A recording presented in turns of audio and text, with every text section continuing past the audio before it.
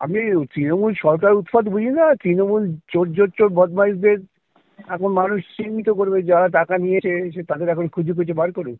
আচ্ছা স্যার, যারা শিক্ষাকর্মী রয়েছেন মানে সব গ্রুপ সি চাকরি, গ্রুপ সবার ডি, চাকরি চলে গেছে।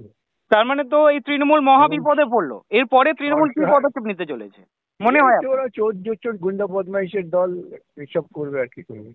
আজকে যে রায় দেখলাম 31শে ডিসেম্বর পর্যন্ত শিক্ষকরা চাকরিতে বহাল থাকতে পারে, কিভাবে দেখছেন এটা? যারা যোগ্য না, শিক্ষক তারা কি আরো বিপদে পড়লো? সবাই বিপদে পড়লো। সবার চাকরি চলে গেল, এটা স্থির হয়ে গেল।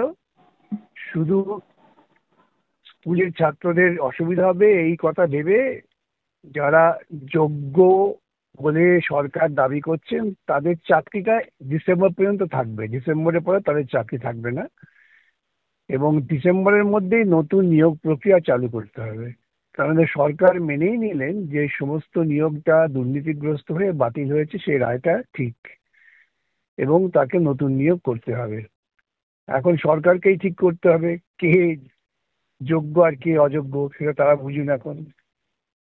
আচ্ছা স্যার, তাহলে কি রিভিউ পিটিশনের ব্যাপারটা কি আর থাকলো না? রিভিউ আর কোনো স্কোপ থাকলো না, এবং পরিষ্কার বলে দিয়েছে সুপ্রিম কোর্ট, যদি তারা 31শে মের মধ্যে বিজ্ঞাপন না দেয় ও 31শে ডিসেম্বরের মধ্যে নিয়োগ প্রক্রিয়া শেষ না করে, তবে তাদের বিরুদ্ধে কোর্ট করা ব্যবস্থা নেবে।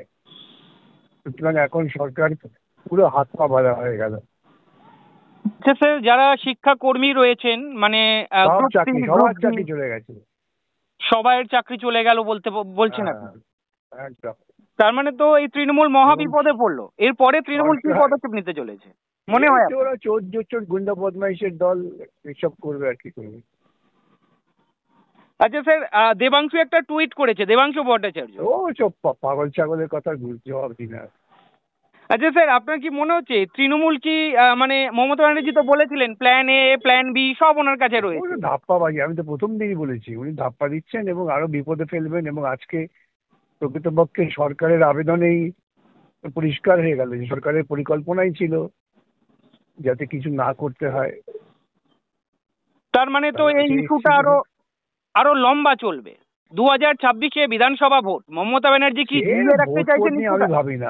আমার ভাবনা হচ্ছে দুর্নীতি হয়েছে, দুর্নীতির বিরুদ্ধে লড়াই করো। কে ভোটে হারবে জিতবে উনি আমি চিন্তা করি না। না না, একদম ঠিক স্যার। মানে এই যে ব্যাপারটা যে আরো লংজিভিটি হলো, মমতা ব্যানার্জি কি জিইয়ে রাখতে চাইছেন? কোনো কি আরো কি উনি পদক্ষেপ করতে সেটা চাইছেন? মমতা সেটা মমতা বলতে পারবে, আমি কি করে বলবো।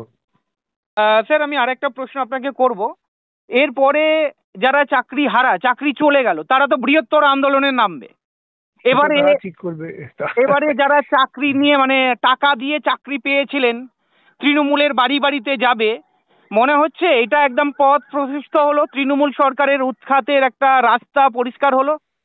আমি তৃণমূল সরকার উৎপাত বুঝি না। তৃণমূল চোর বদমাইশদের এখন মানুষ চিহ্নিত করবে, যারা টাকা নিয়েছে সে তাদের এখন খুঁজে খুঁজে বার করুক।